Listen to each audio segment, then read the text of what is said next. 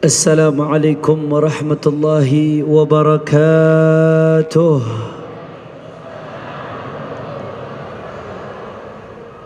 Alhamdulillah, alhamdulillahi rabbil alamin, wa bihi nasta'in ala umuri dunya wad din.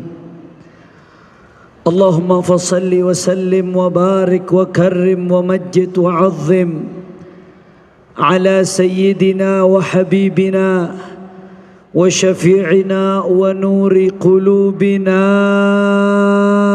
محمد ونور قلوبنا محمد الفاتح لما أغلق والخاتم لما سبق ناصر الحق بالحق والهادي إلى الصراط المستقيم وعلى آله وصحبه حق قدره ومقداره العظيم يا فتاح يا عليم. أما بعد, para alim ulama, para habaib, para asatid, para kiai, para sesepuh, para ajangan, para tokoh masyarakat, wabil khusus almarhum keluarga besar al-murabbi Kiai Haji Arifin Ilham rahimahullahu rahmatal abrar.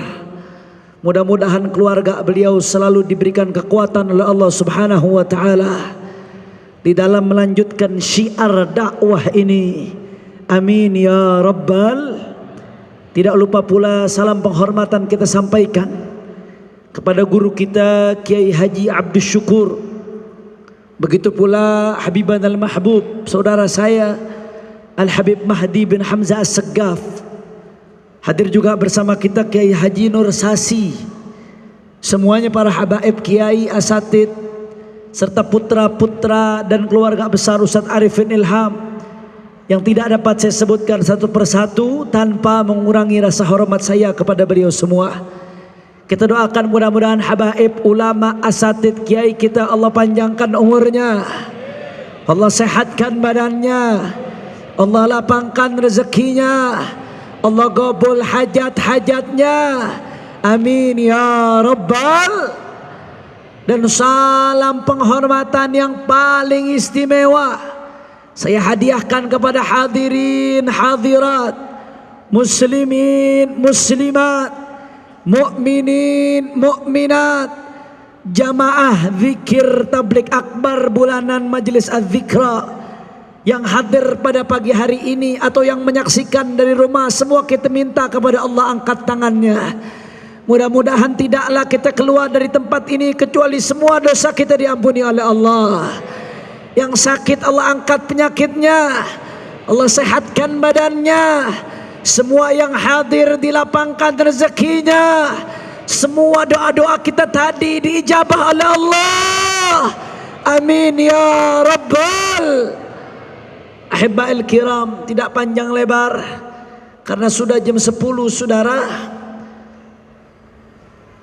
Pada kesempatan kali ini kita masih berada di awal-awal bulan Sya'ban, masih kental dengan suasana Isra dan Mi'rajnya baginda Nabi besar Muhammad sallallahu alaihi wasallam yang menurut banyak ulama tarikh dan ulama hadis jatuh pada sab'ah wa ishrina Rajab, 27 Rajab saudara.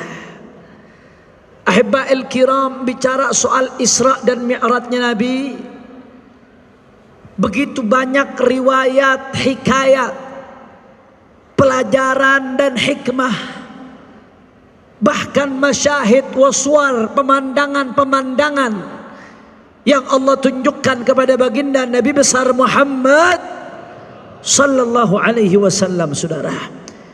Kalau kita mau bahas secara keseluruhan, jangankan 1-2 jam, 2, 3, 4, 5 hari nggak akan selesai saudara.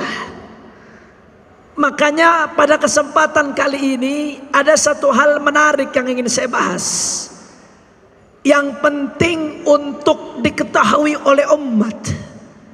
Tapi sebelum saya lanjutkan, ini udah jam 10, sebagian mulai dari tahajud ini Ustaz Syukur. Kira-kira masih semangat atau tidak ini? Jawabnya lemes. Masih semangat atau tidak? Lanjut atau tidak? Saya mau dengar semangatnya. Mana adzikra? Semua angkat tangannya. Takbir, takbir, takbir. Sallu ala nabi. Masya Allah, insya Allah Gurunda Kiai Haji Arifin Ilham gembira di kuburnya melihat semangat kita insya Allah. Amin ya rabbal alamin. Ahibba'il kiram, ketika Rasul sallallahu alaihi wasallam Isra perjalanan dari Masjidil Haram sampai ke Masjidil Aqsa di malam hari. Dari kata sara yasri sarayanan. Kalau dalam ilmu saraf ditambahkan hamzatut ta'diyah menjadi asra yusri isra'an. Artinya memperjalankan di malam hari. Siapa yang memperjalankan? Allah. Siapa yang diperjalankan? Nabi besar Muhammad. Dari mana perjalanannya? Dari Masjidil Haram sampai ke Masjidil Aqsa. Itu namanya Isra. Dimensinya masih dimensi bumi. Dari satu titik ke titik lainnya sama-sama bumi masih saudara. Tapi begitu Mi'raj, bukan lagi horizontal tapi vertikal, menembus dimensi bumi, masuk ke langit pertama, kedua, ketiga, terus sampai langit ketujuh, sampai ke Sidratul Muntaha. Sebagaimana yang disebutkan dalam hadis sahih panjang dalam sahihnya Al-Imam Al-Bukhari radhiyallahu taala anhu wa arda. Bahkan dalam keyakinan Ahlus Sunnah wal Jamaah, sampai bertemu dengan Allah Subhanahu wa taala. Bertemunya bagaimana? Jangan tanya bertemunya bagaimana. Allah munazzahun 'anil kaif. Enggak usah tanya bagaimana kalau sudah Allah. Karena Allah laisa kamitslihi syai', tidak sama dengan makhluk. Ada informasinya, amanna billah wa bima jaa 'anillah ala muradillah. Amanna bi Rasulillah wa bima jaa an Rasulillah ala muradi Rasulillah. Begitu datang info dari Nabi, dari Allah, langsung sami'na wa ata'na, kita terima dengan iman saudara. Singkat cerita, ketika Rasulullah sampai ke langit pertama, Rasul sallallahu alaihi wasallam dibawa oleh malaikat Jibril. Malaikat yang menjaga langit pertama nanya ke malaikat Jibril, siapa yang datang bersamamu? Kata malaikat Jibril, Rasulullah Muhammad. Apakah sudah diutus? Ya, sudah diutus, kata malaikat Jibril. Na'mal maji'u ja', ni'mal maji'u ja'. Genggap gempita langit pertama, para malaikat menyambut Rasulullah. Bahkan Nabi Allah Adam alaihissalam mengatakan marhaban bil ibni salih wal khalifatus salih. Selamat datang duhai anakku yang saleh dan penerusku yang saleh saudara. Akhirnya ketika di langit pertama tersebut disebutkan bahwasanya Rasul sallallahu alaihi wasallam nengok ke kanan, nengok ke kiri. Setiap Rasulullah nengok ke kanan, Rasulullah melihat ada ruh yang begitu harum, semerbak wangi dan terang benderang saudara. Setiap Rasulullah lihat ke kiri, Rasulullah lihat ada ruh yang gelap gulita, bau busuk saudara. Ternyata yang ada di kanan adalah umat Rasulullah yang di surga ibadallah. Mudah-mudahan kita termasuk yang di kanan saudara. Yang di kiri adalah umat Nabi yang di neraka. Makanya dalam riwayat disebutkan Rasulullah sallallahu alaihi wasallam ketika Rasulullah setiap lihat nengok ke kanan, dhahika wastabsyar. Rasulullah tertawa. Rasulullah senyum gembira. Kenapa? Karena itulah cita-cita Rasulullah. Wallahi la arda wahidun min ummati finnar. Demi Allah, aku tidak ridho ada satupun umatku di neraka, kata Rasulullah. Makanya gembira luar biasa Rasulullah ketika lihat surga ada umatnya. Tapi Tapi sebaliknya ketika Nabi lihat kiri, hazina wa baka, Nabi menangis. Nabi menangis sedih luar biasa. Kenapa? Karena tidak ada yang lebih menyakitkan Nabi daripada ketika ada umatnya di neraka, saudara. Na'udzubillah min dalik. Singkat cerita, ketika Rasulullah lihat ke kiri, ada beberapa hal yang dinampakkan oleh Allah untuk nabinya. Di antara sekian hal yang dinampakkan, saya mau bahas satu saja di sini, saudara. Abuya Sayyid Muhammad ibn Alawi al-Maliki, guru daripada guru-guru kami, al-muhaddith. Beliau punya kitab judulnya Al-Anwar Al-Bahiyah fi Isra'i wa Mi'raji Khairil Bariyah. Di situ beliau sebutkan ketika Nabi nengok ke kiri, Allah tunjukkan beberapa pemandangan. Di antara pemandangan yang ditunjukkan kepada Nabi, pada saat itu Rasulullah maju sedikit. Rasulullah lihat, fa'idha bi'akhwinatin 'alaiha lahmun musyarrahun lam yakrabu ahad. Ada satu wadah makanan, nampan sebutlah. Di atasnya ada daging yang sudah dipotong-potong, lezat, nikmat, siap saji, tapi tidak ada satupun yang mendekat, saudara. Sebaliknya, di sampingnya ada satu nampan lain. Di atasnya ada daging yang busuk, bau, rusak, tapi justru diperebutkan. Justru rame-rame berebut daging tersebut. Saya mau tanya, jawab adzikra yang kompak. Yang seperti ini fenomena normal atau tidak? Wajar atau tidak? Orang kalau normal pasti milih daging yang enak dari yang busuk, betul? Gak wajar, saudara. Bahkan dalam riwayat lain disebutkan ada nampan berisi makanan yang lezat, di sekitarnya ada bangkai-bangkai, nampan diabaikan, bangkai diperebutkan, saudara. Berebut dia makan bangkai. Rasulullah heran, ini gak wajar, aneh.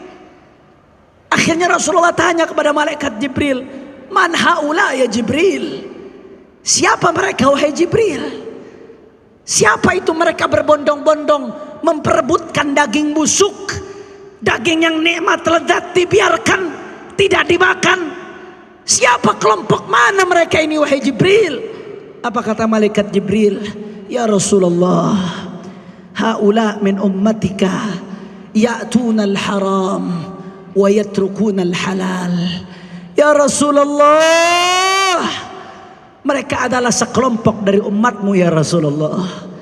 Apa yang mereka lakukan? Yatrukuna al-halal wa ya'tuna al-haram. Allah udah kasih yang halal, tapi yang halal malah ditinggalkan. Rame-rame berbondong-bondong ngambil yang haram, saudara. Saya mau tanya, yang model begini banyak atau tidak? Kurang kompak, kurang semangat, banyak atau tidak? Banyak atau tidak? Saya kasih contoh Pak Bu, sederhana aja, kadang kita nggak sadar. Saya dengar dari Ustadz Syukur katanya ibu-ibu lebih banyak dari bapak-bapak, betul? Coba ibu-ibu jawab yang kompak, Bu. Bu, Bu, sehat Bu? Alhamdulillah. Jawab yang kompak, Bu. Bu, nikah halal atau haram? Kalau nikah lagi lemes jawabnya Ustaz. Ini nggak fair, bukan muridnya Ustaz Arifin ini. Jawab yang kompak semuanya, nikah halal atau haram? Halal atau haram? Pacaran halal atau haram? Halal atau haram? Tapi banyak nggak yang milih nikah dari pacaran? Banyak nggak? Maaf terbalik, yang milih pacaran dari nikah? Jawab yang kompak, banyak atau tidak? Banyak atau tidak? Persis yang digambarkan Nabi, saudara. Ya'tunal haram wa yatrukunal halal. Dia tinggalkan yang halal, diambil yang haram. Padahal Allah udah kasih jalannya yang halal, mudah, sederhana, gampang, saudara. Betul apa betul? Maaf, kadang-kadang saya kesel, saudara. Kadang-kadang mohon maaf, di lingkungan majelis, di lingkungan pesantren, mohon maaf, kadang-kadang ada kebiadaban yang dibalut dengan kesolehan. Mohon maaf, saudara. Kelihatannya soleh, manggilnya akhi ukhti. Assalamualaikum akhi. Nanya lewat inbox Facebook. Waalaikumsalam ukhti. Ukhti nanya balik, akhi lagi ngapain? Lagi tahajud ukhti. Dah.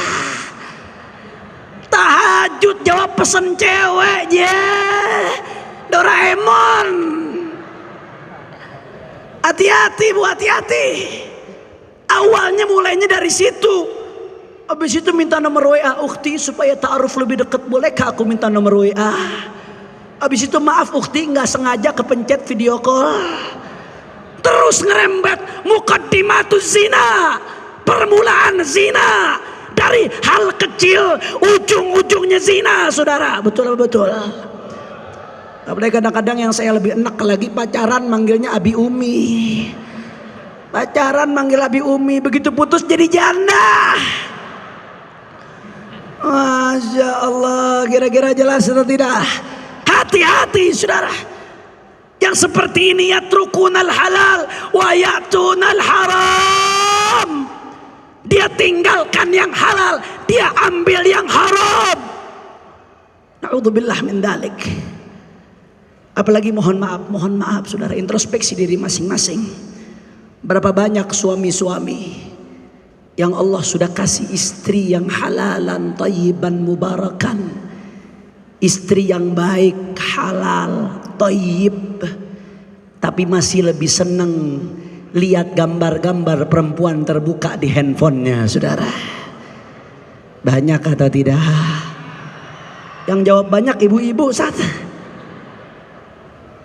Hati-hati, Allah sudah kasih yang halal, kau lebih memilih nikmati yang haram. Itu hawa nafsu. Itu yang disebutkan oleh Nabi. Bahkan berapa banyak zaman sekarang ibu-ibu dengan mudahnya dipesan meladeni pria-pria yang bukan suaminya padahal punya suami. Na'udzubillah. Jangan sampai termasuk yang disabdakan oleh Nabi, yatrukunal halal wa ya'tunal haram. Dia tinggalkan yang halal kemudian dia ambil yang haram. Na'udzubillah min. Maka hukumannya apa kata Rasulullah? Di neraka sambil makan bangkai, saudara. Itu contoh pertama. Ini kira-kira masih semangat apa tidak nih? Udah jam 10 lebih. Terus lanjut. Betul. Saya mau dengar takbirnya, dzikra semua, takbir. Sallu ala nabi. Allahumma salli wa sallim barik alaih. Saudara, saya kasih contoh lagi sederhana yang gampang. Contoh lagi sederhana yang gampang. Pejabat.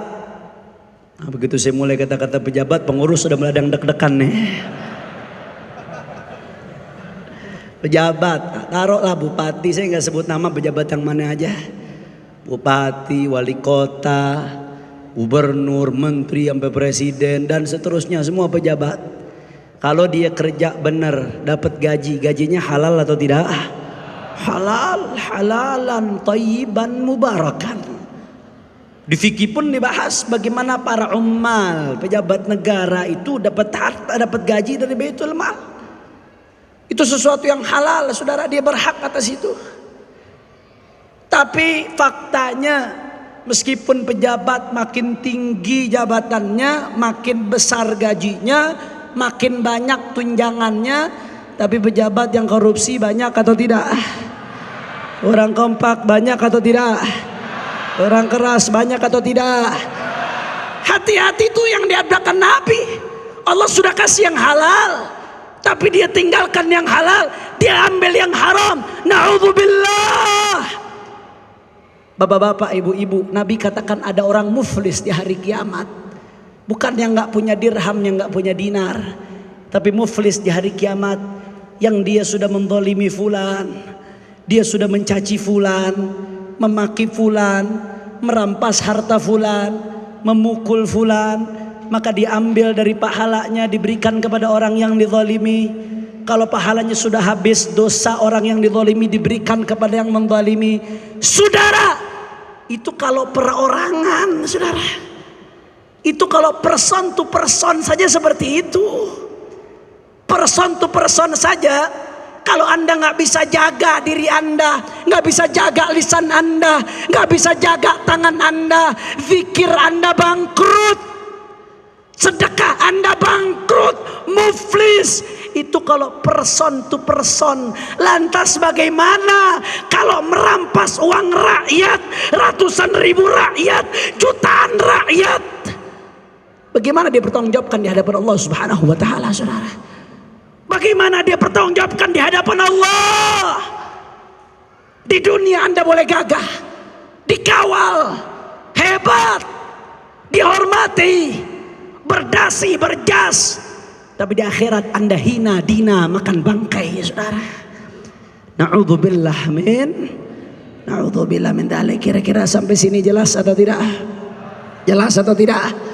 Hati-hati, saudara. Oleh karena itu ya ikhwan, Nabi tidaklah menceritakan ini kecuali supaya kita hindari, jadi pelajaran buat kita. Araftu syarr la lisyarr walakin litawaqqih wa man lam ya'rifi syarra min al-khair waqa' fih. Aku mengetahui kebaikan dari keburukan bukan untuk melakukan keburukan. Aku mengetahui buruk bukan untuk melakukan buruk, tapi untuk menghindari keburukan, saudara. Apa yang disampaikan oleh Nabi tadi, sekelompok orang manusia di neraka makan bangkai sesuatu yang buruk, ibadallah. Maka kewajiban kita untuk menghindari, jangan sampai mengambil yang haram, meninggalkan yang halal. Maka selain dengan meningkatkan takwa, memantapkan muraqabatillah dengan zikir, dengan terus menghadirkan Allah, maka selain itu yang paling penting, saudara, adalah at-tafaqquh fid din. Kamu mau tinggalkan yang haram, kamu mau lakukan yang halal, kamu harus kenal mana yang haram, mana yang halal. Makanya Rasulullah mengatakan, man yuridillahu bihi khairan yufaqihu fid din. Kalau Allah menginginkan kebaikan untuk seseorang, Allah berikan pemahaman dia terhadap ilmu agama.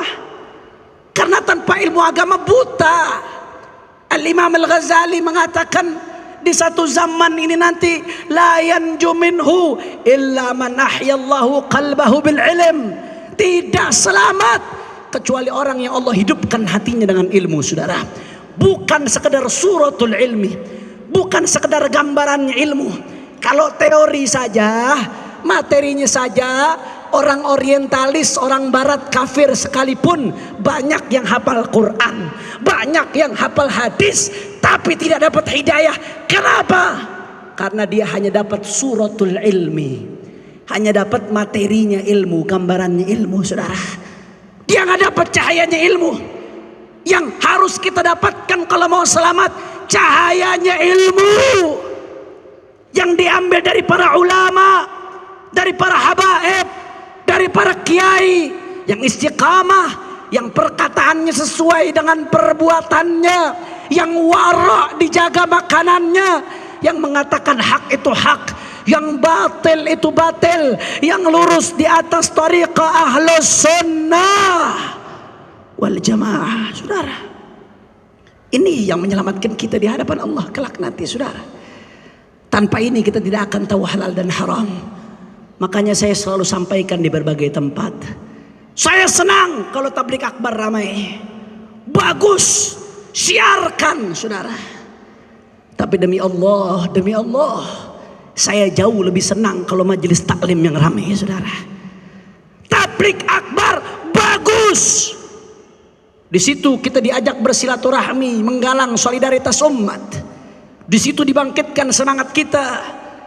Tapi jangan lupa, saudara, kita punya kebutuhan yang lebih besar, bimbingan ilmu yang terus menerus. Tabligh akbar bagus, tapi kita butuh ilmunya wudu, nggak ada di tabligh akbar, saudara. Kita butuh ilmunya sholat, nggak ada di tabligh akbar.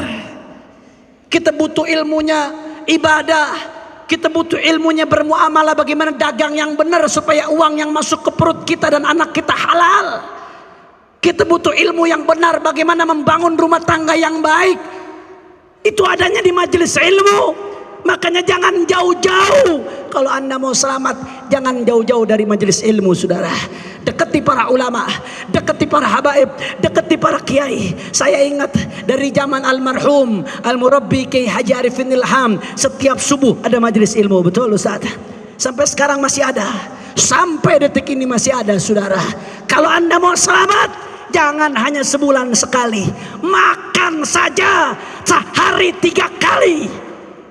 Berarti kita juga butuh makan, gak cukup sebulan sekali, saudara. Hadiri majelis ilmu, istiqamahkan. Kalau bisa tiap hari, tiap hari.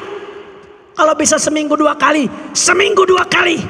Kalau nggak bisa, minimal seminggu sekali. Kalau tidak bisa seminggu sekali, bohong, dusta, saudara.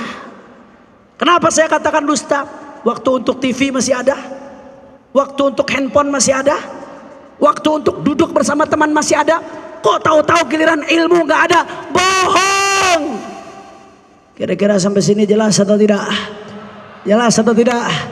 Kalau begitu jawab yang kompak. Siap kita ramaikan majelis ilmu. Orang keras siap ramaikan majelis ilmu. Siap lanjutkan cita-cita murabbi kita. Siap untuk mengenal halal dan haram. Takbir. Sallu ala nabi. Yang terakhir, saudara, saya tahu udah banyak yang nunggu kapan nih Habib bicara soal azan ini. Lanjut jangan, lanjut jangan. Dusia, gerah, masih semangat, yakin, betul. Allahumma sholli ala Muhammad. Saudara, sedikit informasi perjuangan.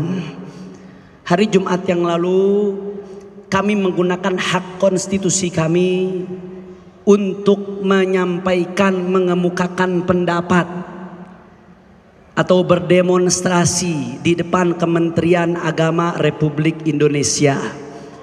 Kalau bahasa konstitusinya hak menyampaikan pendapat, hak berbicara, hak menyampaikan pendapat. Kalau bahasa fikih, bahasa syariatnya amar ma'ruf nahi munkar. Saudara, secara garis besar ada 2 poin yang kami soroti, saudara. Yang pertama, soal surat edaran Kementerian Agama tentang penggunaan speaker masjid dan musola. Saudara, yang pertama terkait azan. Silakan Anda baca surat edarannya yang lengkap, Anda baca. Jangan baca sepotong-sepotong. Betul, memang tidak ada larangan untuk azan. Nggak ada, saudara, larangan azan. Nggak ada larangan untuk berzikir menggunakan pengeras suara, nggak ada.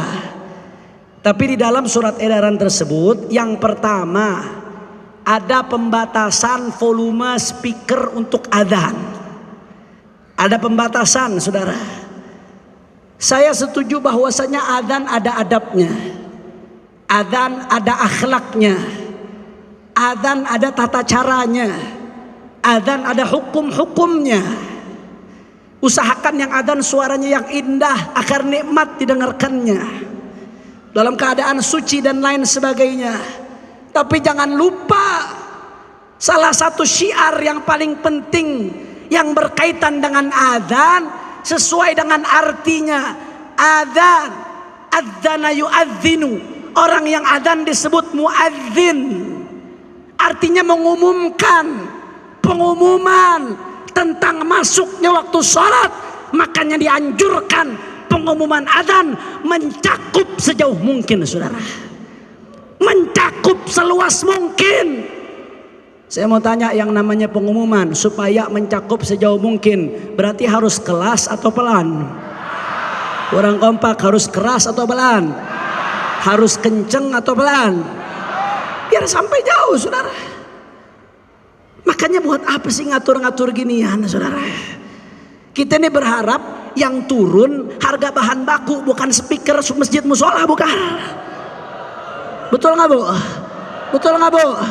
Apalagi ibu-ibu merasa banget tuh syukur nih. Apaan? Minyak susah katanya. Bener Bu, emangnya Bu? Emang minyak susah? Urusannya apa nama speaker Bu?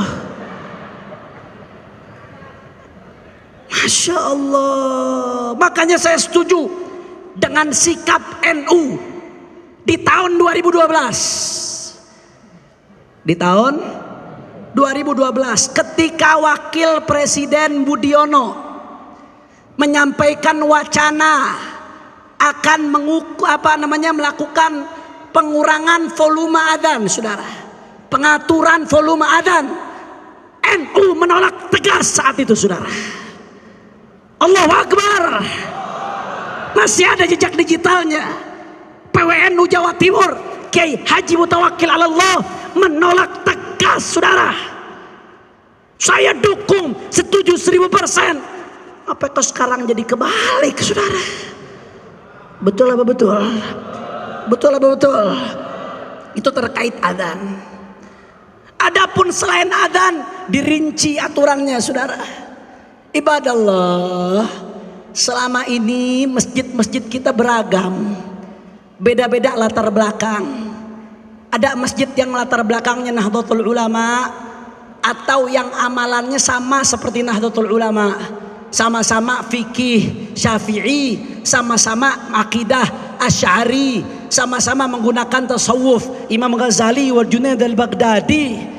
Banyak masjid seperti itu. Masjidnya habaib, masjidnya kiai, masjidnya ajangan-ajangan. Saudara, itu rata-rata kebanyakan banyak menggunakan speaker untuk selain adzan. Itu fakta di tengah masyarakat kita, saudara.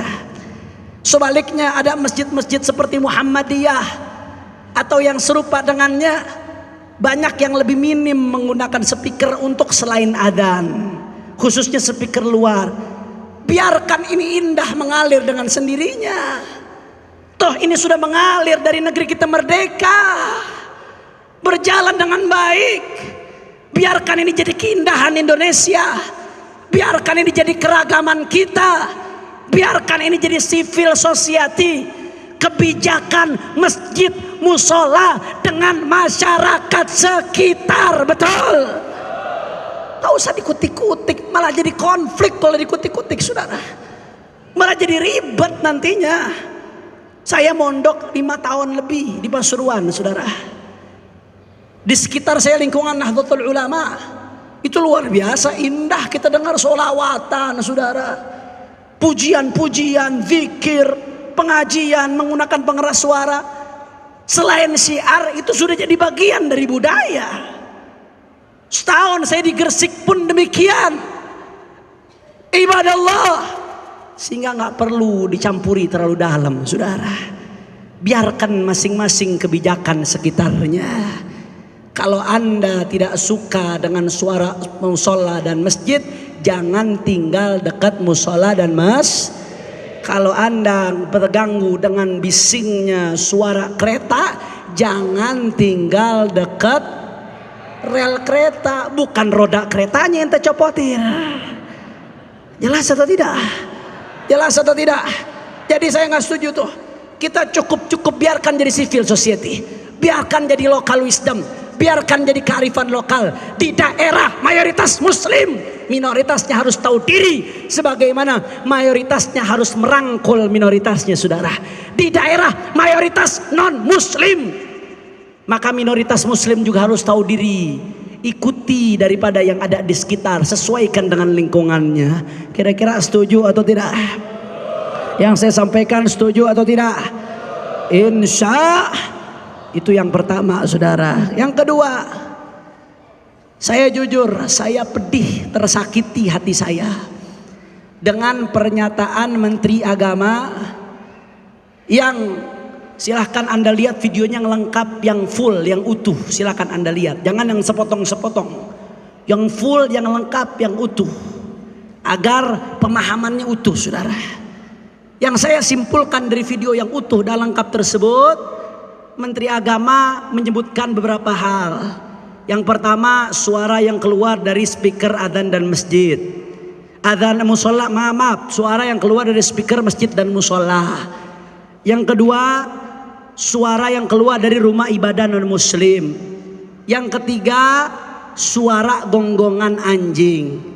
Kemudian intinya ini sama-sama suara dan perlu ditertibkan. Itu kesimpulannya. Silakan Anda lihat video yang lengkapnya. Ini kebanyakan sudah lihat atau belum videonya? Orang kompak sudah lihat atau belum videonya? Jawab yang jujur, pernyataan Menteri Agama demikian layak atau tidak? Orang kompak, layak atau tidak? Pantas atau tidak? Pantas atau tidak? Ketika Anda mendengar pernyataan tersebut, sakit atau tidak? Resah atau tidak? Ini suara rakyat, saudara. Ini suara rakyat. Ini suara umat, saudara. Makanya ibadah Allah, udah tuntutan kita nggak pakai banyak-banyak. 3 tuntutan kita. Yang pertama, nggak usah banyak cari alasan. Tub ilallah, bertaubatlah kamu kepada Allah Subhanahu wa taala. Karena umurmu tidak ada yang tahu. Kau akan kembali kepada Allah. Jabatanmu akan lepas. Kau akan masuk kubur. Ketika masuk kubur, pengawalmu nggak bisa ngelawan malaikat kubur, saudara. Betul.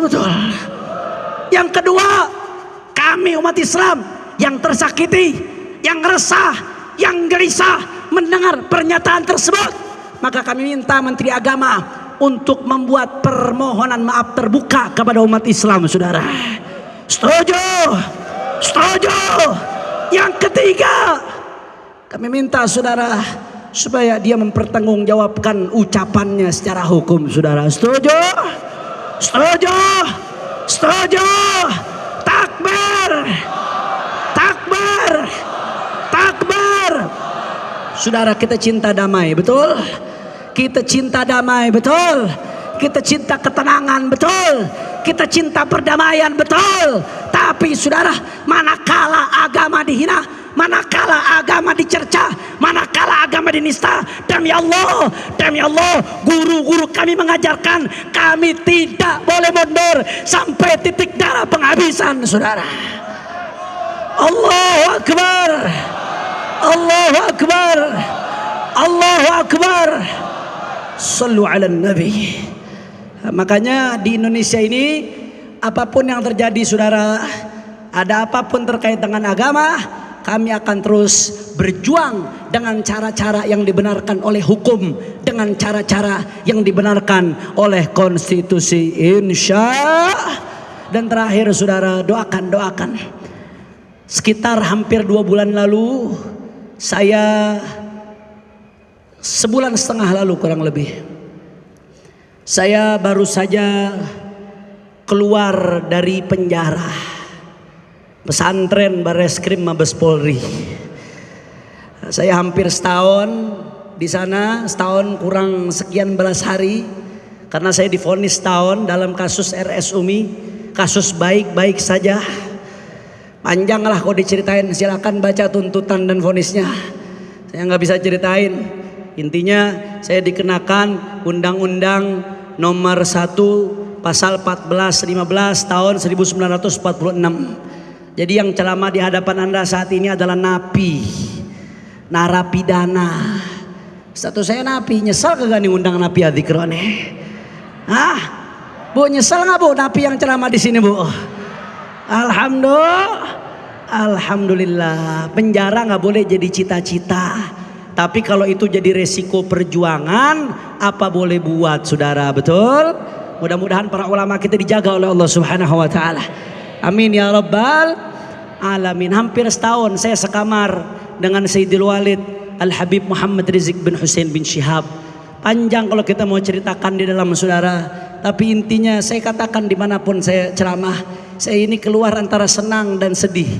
Senang karena tabiat basyariyah, tabiat manusia. Yang namanya manusia pengen bebas, pengen menghirup udara bebas, saudara. Senang karena bisa bertemu sanak famili. Senang karena bisa berkumpul dengan Anda semua. Alhamdulillah. Tapi di sisi lain saya sedih, Bu. Karena separuh hati saya yang pernah ceramah di mimbar yang mulia ini, saudara, beliau masih di dalam, saudara. Itu imam besar kita Sayyidil Walid Al-Habib Muhammad Rizik bin Hussein bin Syihab. Saya mau tanya, ini warga Indonesia semua, betul? Yang hadir di sini rakyat Indonesia, betul? Saya mau minta pendapat rakyat. Habib Rizik di penjara pantas atau tidak? Orang Kompak pantas atau tidak? Layak atau tidak? Beliau di penjara layak atau tidak? Saya mau tanya, beliau bagi negeri ini penjahat atau pahlawan? Penjahat atau pahlawan? Penjahat atau pahlawan? Beliau berjasa atau berdosa? Berjasa atau berdosa? Masya Allah, saudara, saya tahu beliau. Murabbi Kiai Haji Arifin Ilham, tahu betul siapa beliau, saudara. Beliau nggak ngarep jabatan, nggak sedikit pun di hatinya nggak ada tuh target buat beliau mendapatkan jabatan buat dirinya, saudara, nggak ada. Saya tahu betul beliau, saudara. Nggak ngarep harta. Kalau mau harta udah kaya dari dulu, saudara. Udah ancang-ancang kaki, nggak perlu capek-capek di penjara. Nggak, beliau nggak ngarep popularitas, nama baik, nggak. Yang beliau perjuangkan bagaimana akhlak kita baik. Anak bangsa diselamatkan dari minuman keras, dari prostitusi, dari pelacuran, dari aliran sesat, dari LGBT, dari penistaan agama. Itu yang beliau perjuangkan, saudara. Makanya ibadah Allah, beliau masih di dalam, kita semua yang ada di luar. Kewajiban kita yang pertama doa, mudah-mudahan beliau dijaga oleh Allah, diberikan kemenangan oleh Allah, segera bebas dan kembali ke tengah-tengah kita. Dan yang kedua, kita doakan, saudara, kita doakan mudah-mudahan perjuangan ini dimenangkan oleh Allah. Mudah-mudahan Allah kasih istiqamah kita semua, istiqamah untuk menyuarakan yang hak itu hak, yang batil itu batil. Amin ya rabbal. Makanya terakhir sebagai penutup, saya mau ajak semua kita sama-sama baca sholawat Badar dengan niat mudah-mudahan berkat Rasulullah dan Ahlul Badar, mudah-mudahan yang punya hajat Allah kabul hajatnya. Mudah-mudahan adzikra selalu dalam lindungan Allah Subhanahu wa taala. Dan mudah-mudahan imam besar kita dibebaskan oleh Allah Subhanahu wa taala. Yang sakit di sini Allah angkat penyakitnya. Allah berkahi Sya'ban kita sampai ke bulan Ramadan mendapatkan Lailatul Qadar. Amin ya rabbal. Ayo sama-sama semuanya, semua kita baca sholawat Badar. Goncangkan sentul dengan sholawat. Salatullah salam.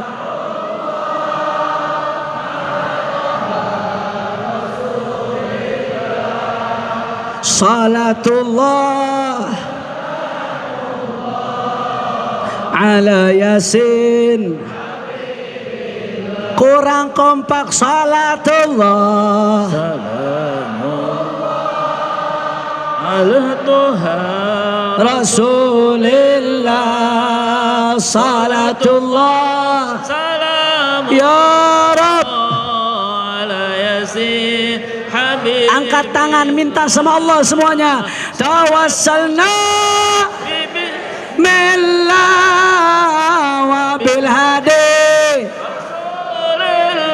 Allah tawassalna bismillah wa bil hadi Rasulillah wa kulli mujahidin lillah bi ahlil. Ya Allah, salatullah ya Rasulullah. Tawajjah ila Allah, tawajjah ila Allah fi halli uqdatina ya Rasulullah. Billah ilahi salimil ummah min al-afati wan aghithna ya mughith. Ilahi sal ya Rabb Allah wa min hammin wa min ghummah bi ahlil ya Allah. Salatullah assalatu wassalamu alaika ya Rasulullah. Allah salatullah salamullah ala Yasin.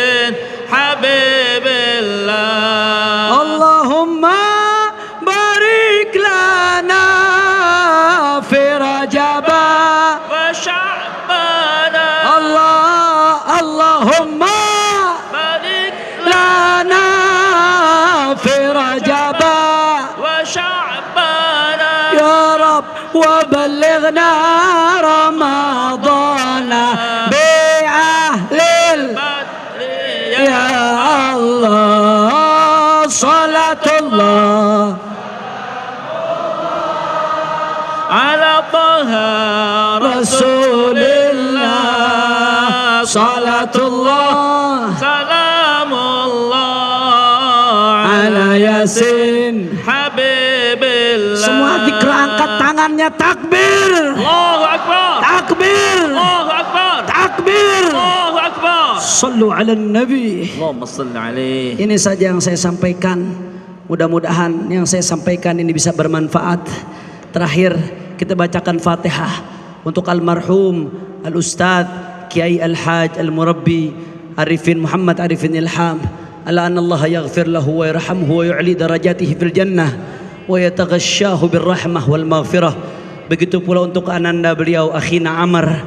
Mudah-mudahan Allah jadikan kuburnya raudhah min riyadhil jannah. Dan beserta majlis adzikra mudah-mudahan selalu dalam lindungan Allah Subhanahu wa taala. Ala hadhihi niyyah wa li kulli niyatin salihah wa ala mana wa aslafuna salihun wa ila hadratin nabi bisirril Fatihah. A'udzu billahi minasyaitonir rajim. Bismillahirrahmanirrahim. Alhamdulillah rabbil alamin. Arrahmanir rahim. Maliki yaumiddin. Iyyaka na'budu wa iyyaka nasta'in. Ihdinas siratal mustaqim. Siratal ladzina an'amta 'alaihim ghairil maghdubi 'alaihim waladdallin. Amin.